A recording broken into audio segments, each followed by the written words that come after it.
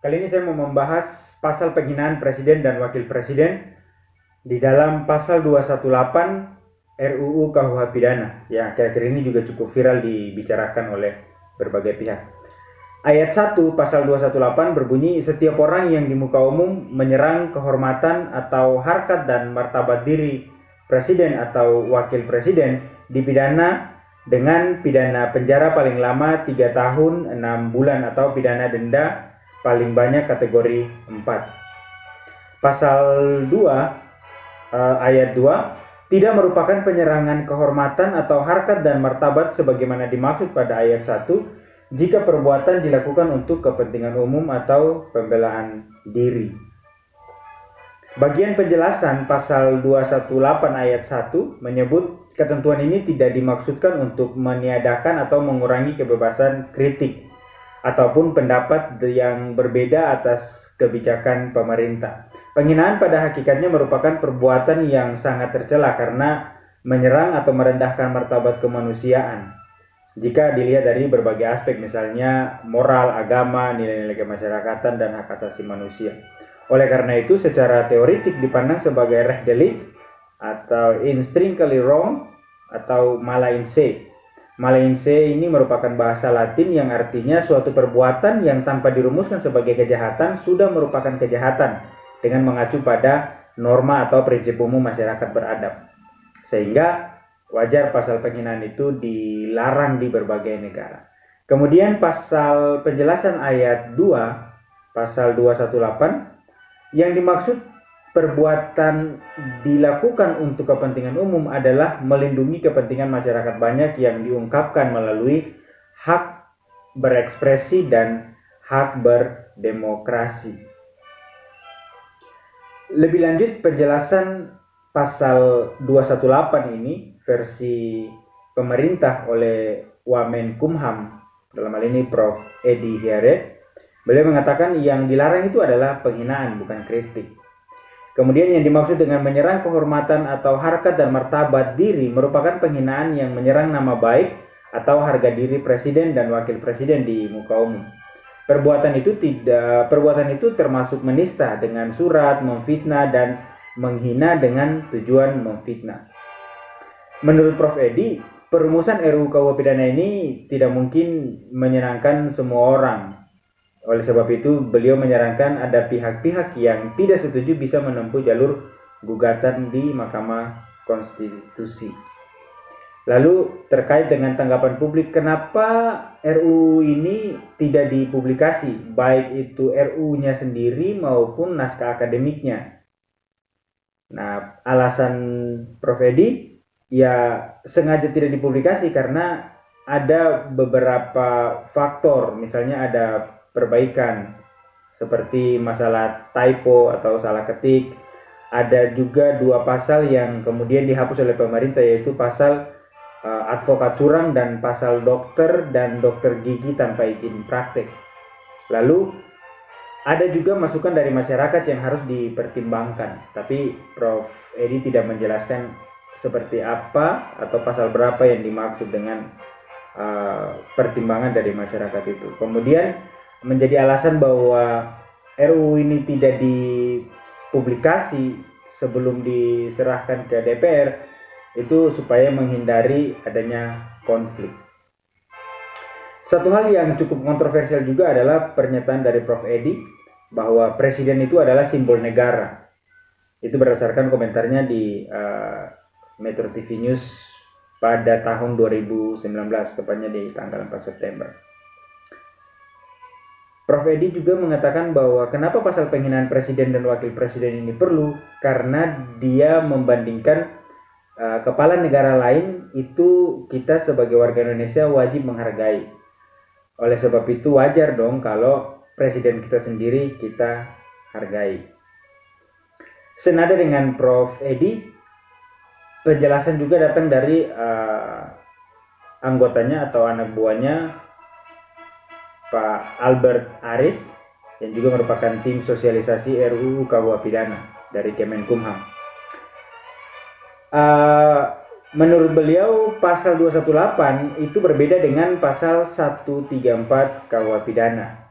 Ya, perlu kita ketahui bahwa pasal 134 beserta 136 dan 137 itu sudah dibatalkan oleh Mahkamah Konstitusi dalam putusan nomor 013/PUU/4 Romawi/2006. Karena Mahkamah Konstitusi beralasan pasal-pasal ini bisa menimbulkan ketidakpastian hukum karena sifatnya yang rentan multitafsir dan rentan dimanipulasi. Menurut Aris, ada perbedaan yang mencolok di dalam RUU KUH pidana ini, terutama pasal 218, yaitu yang pertama, pasal 218 itu deliknya aduan, sedangkan pasal 134 yang dibatalkan MK itu deliknya delik biasa. Kemudian perbedaan selanjutnya adalah di dalam pasal 134 ancaman pidananya 6 tahun penjara, sedangkan 218 RUU KUH pidana itu hanya 3 tahun 6 bulan penjara atau pidana denda. Lebih lanjut, Aris juga mengatakan pasal 218 sudah sesuai dengan adat ketimuran Indonesia. Albert juga menjelaskan bahwa bukti adanya dekolonialisasi itu karena ya itu tadi deliknya berbeda ya, dari delik biasa menjadi delik aduan. Beliau lanjut menjelaskan bahwa menurut konstitusi presiden itu adalah kepala negara, kepala pemerintah, kepala diplomat, kepala angkatan bersenjata. Oleh karena itu tidak berlebihan jika presiden itu dianggap sebagai primus inter pares. Primus inter pares ini adalah frasa Latin dengan makna yang pertama di antara yang sederajat atau yang setara. Baik Prof. Edi maupun Pak Albert Aris mengatakan bahwa perumusan RUU KUH pidana ini sudah melalui meaningful participation. Artinya semua pihak sudah dilibatkan untuk berpartisipasi secara langsung. Tanggapan kritis saya, pertama-tama kita perlu ketahui bahwa RUU KUH pidana ini atau Kitab Undang-Undang Hukum Pidana yang ada sekarang ini merupakan warisan Belanda yang kemudian ketika Indonesia merdeka disahkan oleh Presiden Soekarno pada 29 September 1958 dalam bentuk Undang-Undang Nomor 73 tahun 1958 tentang peraturan hukum pidana yang berlaku untuk seluruh wilayah Republik Indonesia. Pasal penghinaan ini awalnya untuk melindungi Ratu Belanda karena ratu itu adalah simbol negara. Nah, ini sejalan dengan sistem monarki parlementer. Sementara di Indonesia sistemnya adalah presidensial.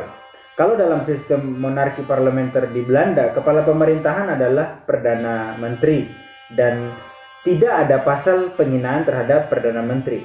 Nah, sedangkan di Indonesia, presiden itu adalah kepala pemerintahan sekaligus kepala negara atau bahkan adalah kepala diplomat dan kepala angkatan bersenjata. Jadi ini suatu konsep yang berbeda antara monarki parlementer dan sistem presidensial. Kemudian menurut saya pernyataan Prof. Edi bahwa presiden adalah simbol negara, menurut saya itu keliru karena berdasarkan pasal 1 angka 3 Undang-Undang Nomor 24 Tahun 2009 tentang bendera, bahasa, dan lambang negara serta lagu kebangsaan menyebutkan bahwa lambang negara itu adalah Garuda Pancasila dengan semboyan Bhinneka Tunggal Ika. Jadi yang disebut simbol negara atau lambang negara itu adalah Garuda Pancasila dengan semboyan Bhinneka Tunggal Ika. Pasal 218 ini esensinya sama saja dengan pasal 154 dan 155 KUH pidana tentang penghinaan terhadap pemerintahan yang juga sudah dibatalkan oleh Mahkamah Konstitusi. Pasal tersebut sering disebut sebagai Hatsai-Artikelen yang merupakan warisan kolonial dan diambil dari Wetboek van Strafrecht voor Nederlands-Indië. Pasal tersebut berisi pidana bagi perasaan permusuhan, kebencian, dan atau penghinaan terhadap pemerintah. Pasal ini dapat disalahgunakan menurut pandangan Mahkamah Konstitusi dapat digunakan sebagai alat untuk mempertahankan kekuasaan tanpa kontrol. Sehingga wajar pada saat itu Mahkamah Konstitusi membatalkannya dengan reasoning atau dengan alasan bahwa ini bertentangan dengan asas equality before the law, kemudian berpotensi memunculkan ketidakpastian hukum, lalu tidak adanya kebebasan berekspresi. Kalau kita kembali lihat pada zaman Orde Baru, pasal penghinaan presiden ini tidak terlalu sering digunakan karena waktu itu ada undang-undang anti subversif. Setelah Orde Baru runtuh, barulah pasal penghinaan presiden ini sering dipakai. Tercatat sejak tahun 1999, sejak awal reformasi sampai hari ini sudah ada 8 kasus yang diajukan ke pengadilan karena dianggap menghina presiden. Berdasarkan dari data Kontras, itu ada 8 kasus. Mulai dari kasusnya Muzakir alias Aceh dan Nanang Mamila yang juga dipidana terkait dengan pasal penghinaan presiden karena waktu itu mereka menginjak-injak gambar Presiden Megawati Soekarno Putri dan Wakil Presiden Hamzahas.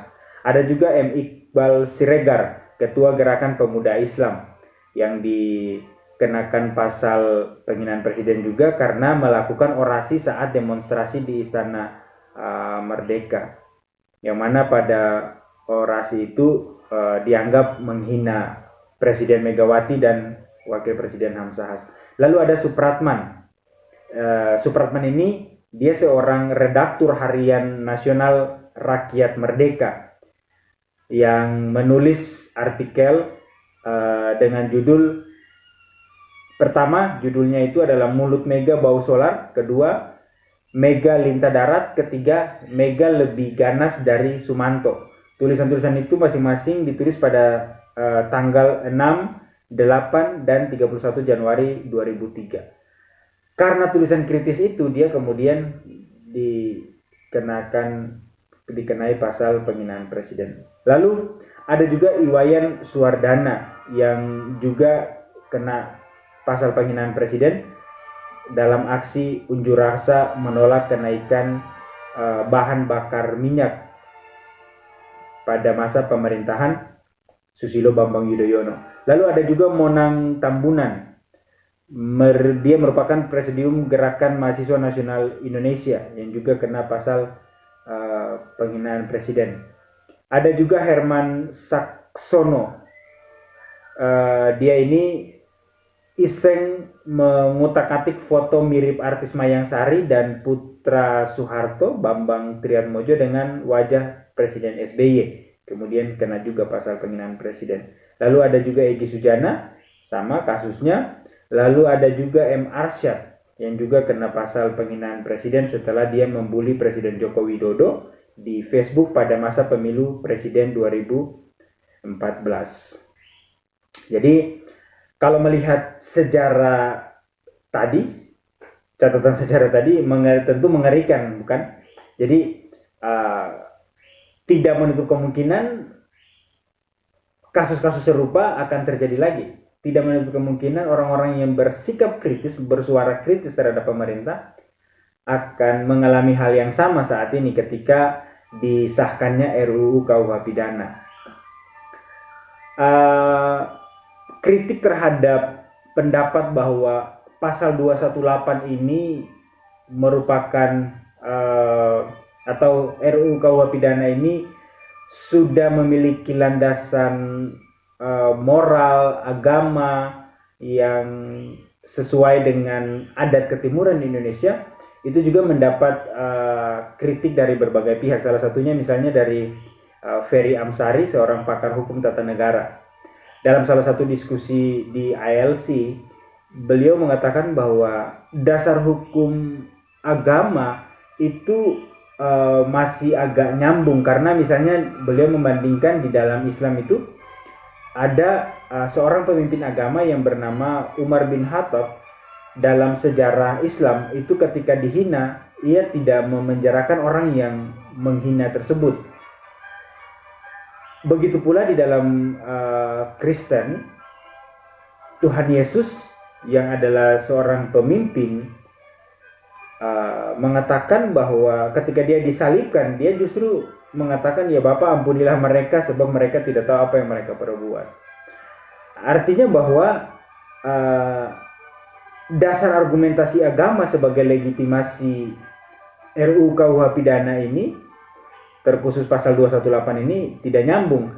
Karena justru pemimpin agama itu ketika mereka dihina, mereka tidak balas menghina atau balas memenjarakan orang yang menghina, tapi justru mereka melakukan sesuatu yang lebih persuasif, lebih bersifat mendamaikan, bukan untuk memenjarakan.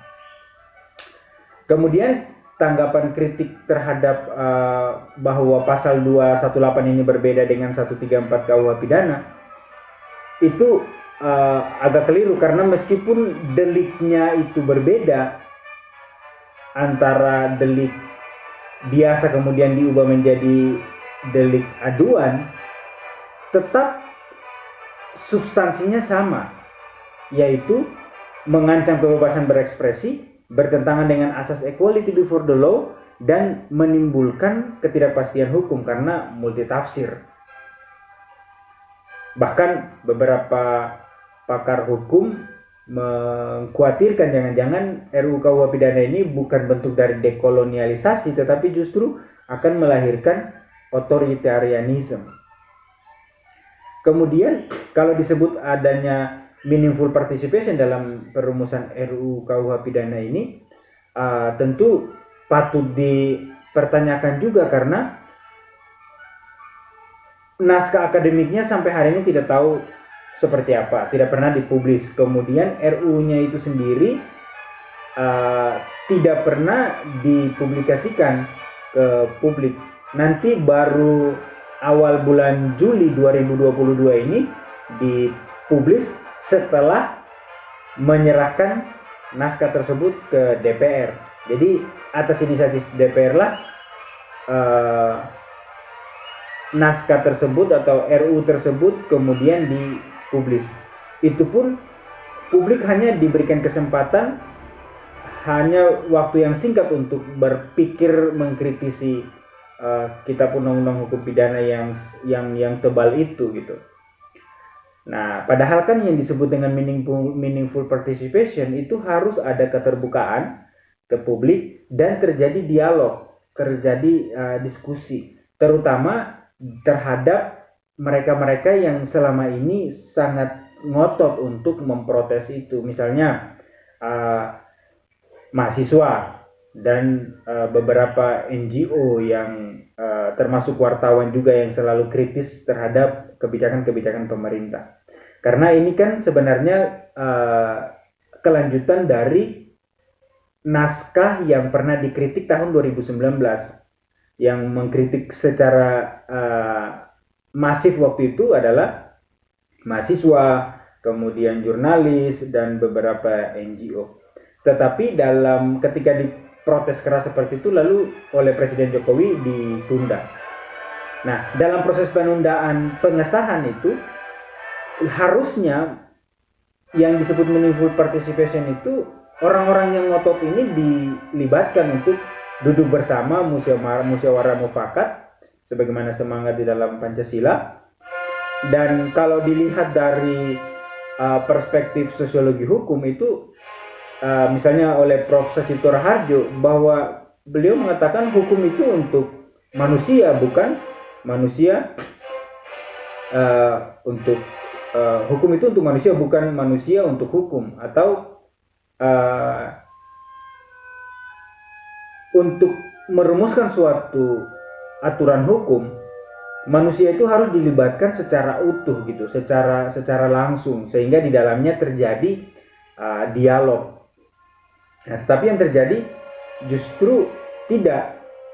Masyarakat begitu bingung atau ingin melihat atau bahkan pernah menanyakan naskah akademik kepada pemerintah, tapi pemerintah justru tidak membuka itu. Bahkan ada salah satu pernyataan yang konyol dari seorang pimpinan kementerian bahwa ketika mahasiswa meminta untuk dibuka naskah akademik dari RUU KUH pidana ini, direspon dengan emang pintu gitu sampai harus dibuka gitu.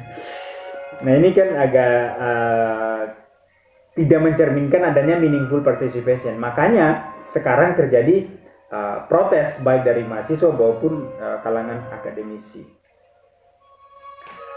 Kalau misalnya Prof. Edi tadi mengatakan bahwa sengaja tidak mempublikasi RUU maupun naskah akademik tersebut untuk mengantisipasi terjadinya kesalahpahaman atau konflik di masyarakat, justru sebaliknya, ketika tidak adanya transparansi, tidak dipublikasi naskah tersebut, akan memunculkan konflik dan kesalahpahaman di masyarakat. Belajarlah dari tahun 2019 kemarin, belajar pula dari Undang-Undang Cipta Kerja. Nah, itu kan menimbulkan konflik karena tidak adanya keterbukaan. Nah, oleh sebab itu alasan Prof. Edi menjadi gugur ketika kita melihat pada fakta seperti itu. Kemudian masyarakat awam ini kan tidak semua memiliki pemikiran yang cerdas seperti Prof. Edi dan tim perumus RUU KUH pidana di Kemenkumham, sehingga perlu membutuhkan waktu yang cukup lama untuk membaca dan merefleksikan, memaknai, kemudian menalar secara tajam, sistematis, dan konkret. Karena ini kitab Undang-Undang Hukum Pidana bukan buku cerita fiksi yang sepintas kita baca langsung kita memahami. Oleh sebab itu harusnya, idealnya naskah akademik itu dibuka, RUU itu harus dibuka jauh sebelum diserahkan kepada DPR, sehingga ketika pemerintah mengklaim bahwa sudah ada meaningful participation, jangan-jangan itu hanya sebatas formalitas belaka. Jadi ada orang-orang yang sudah disetting sedemikian rupa, yang bahkan tidak pernah kritis terhadap pasal-pasal siluman yang diprotes pada tahun 2019, itu yang dilibatkan, sehingga ya terjadi saat ini ada aksi protes dari berbagai pihak. Kami atau saya secara pribadi juga mengakui bahwa kitab Undang-Undang Hukum Pidana ini baik, biar kita tidak lagi bergantung pada produk Belanda, produk kolonial. Dan kita akui bahwa ada banyak sekali terobosan-terobosan yang baru di dalam RUU KUH pidana ini. Misalnya ada pasal-pasal tentang pidana adat, kekerasan seksual, bahkan ada judicial pardon. Tapi menurut hemat saya dan juga beberapa pakar hukum, hal yang baik ini menjadi rusak citranya ketika disusupi pasal-pasal siluman seperti pasal 218. Jadi analoginya RUU KUH pidana ini seperti susu segentong. Ketika ditetesi setetes racun, segentong itu berubah menjadi racun dan tidak boleh diminum. Seperti itu. Kemudian pasal 218 ini juga kalau kita bandingkan dengan sejarah maupun di negara lain saat ini, itu sama dengan pasal-pasal lèse-majesté yang pernah diterapkan di Prancis, Belanda, dan sekarang di Thailand. Seorang jurnalis Tirto ID menceritakan perjalanannya ke Thailand. Mereka itu diingatkan oleh tour guide-nya bahwa jangan membuang uang koin sembarangan, karena akan kena pasal penghinaan raja. Karena di dalam uang koin itu ada gambar raja. Nah, di Thailand sendiri memang ada aturan khusus untuk mempertahankan kehormatan pimpinan negara dengan lèse-majesté ini. Jadi hukum tersebut diatur dalam artikel 112 yang mengatur bahwa siapa saja yang menghina atau mengancam raja, ratu, keturunan atau kerabatnya akan dikenai penjara hingga 15 tahun.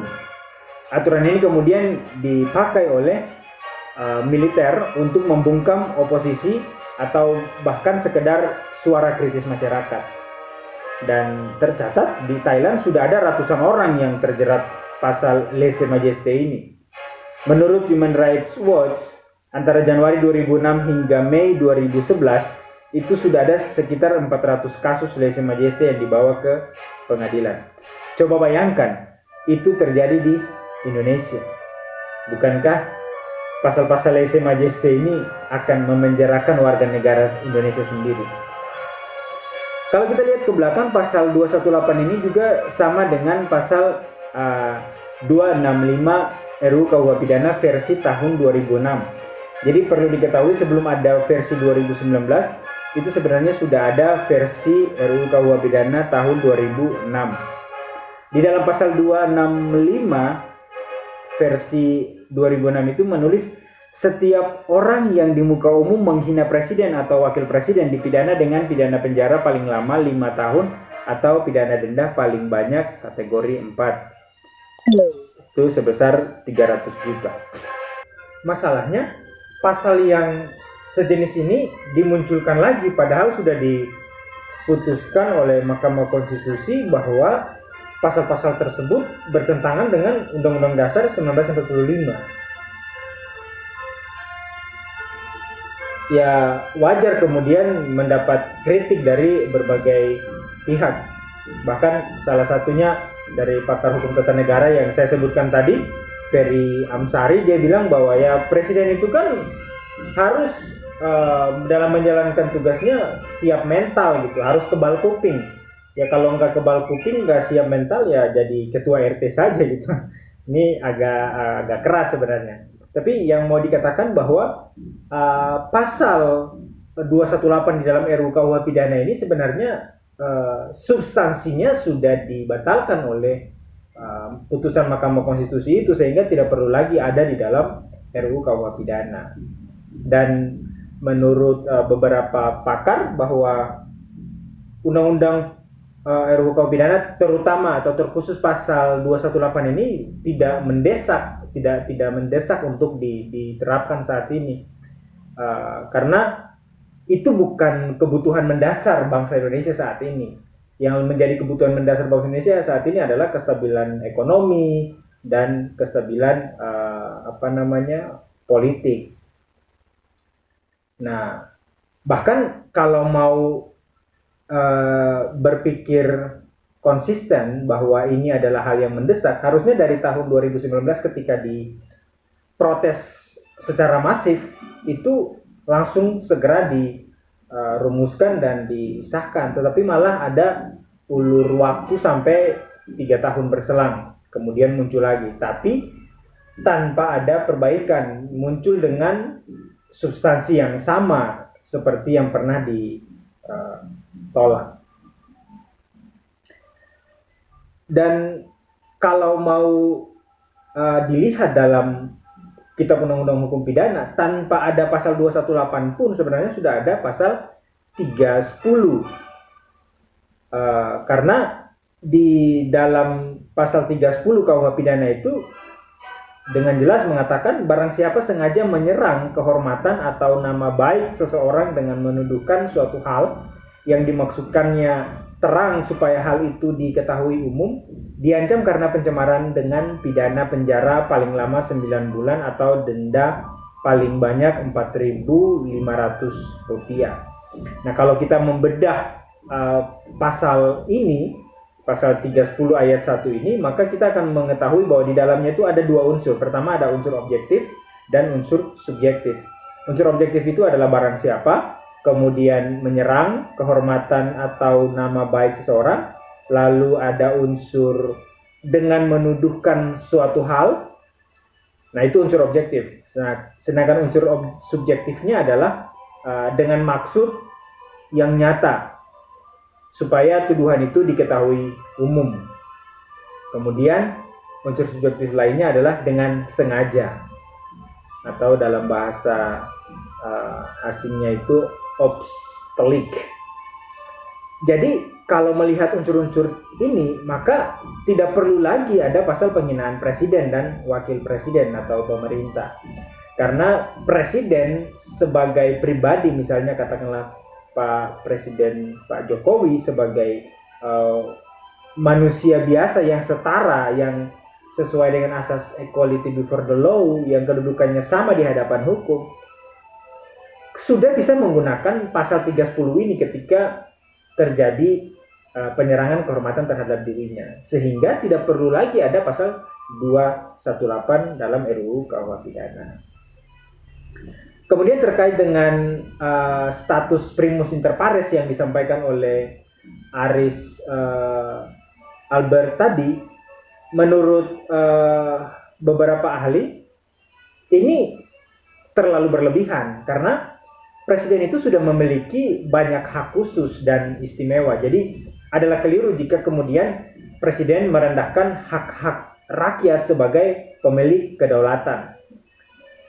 Presiden itu hanya memegang mandat kedaulatan rakyat, dan itu dalam waktu 5 tahun saja. Tetapi pemilik kedaulatan yang sesungguhnya itu kan adalah rakyat. Dan kedaulatan rakyat itu tidak terbatas oleh waktu dalam sistem pemerintahan yang demokrasi. Oleh karena itu, wajar juga kalau misalnya mereka menghina karena ada kesalahan, kelalaian yang sistemik, sengaja bahkan berulang-ulang oleh pemerintah, yang kemudian menjadi korban adalah rakyat sebagai pemilik kedaulatan itu tadi. Nah, bahayanya definisi menghina dan mengkritik itu tidak jelas di dalam RUU KUH pidana, yang menurut rakyat adalah kritik tetapi menurut pemerintah itu adalah penghinaan. Nah, ini kan repot. Tapi bagi saya pribadi, saya sepakat bahwa untuk kita itu tidak boleh menghina. Jangankan presiden, sesama orang biasa saja, rakyat biasa saja, kita itu tidak boleh menghina. Namun definisi penghinaan itu harus jelas sehingga tidak multitafsir dan menjadi pasal karet. Dalam hukum pidana itu kan ada asas lex serta dan asas stricta. Dan kelihatannya RUU KUH pidana ini tidak sesuai dengan asas tersebut, terutama berhubungan dengan pasal 218 ini. Oke, saya pikir cukup sampai di situ. Kita akan lanjut di bagian kedua terkait dengan pasal penghinaan presiden.